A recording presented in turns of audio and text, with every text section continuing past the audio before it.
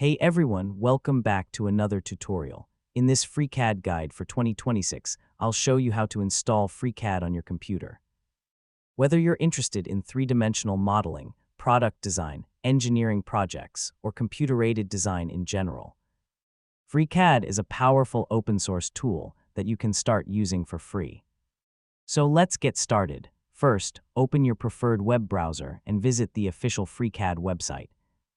Once you're on the home page, look for the Download section where you'll find installation options for different operating systems. Now follow the installation wizard. Accept the license terms if required, choose an installation location, and proceed through the setup process using the recommended settings unless you have specific requirements. After opening FreeCAD for the first time, take a few moments to explore the interface and verify that everything is working correctly. You may also want to check for updates or configure basic preferences before starting your first project.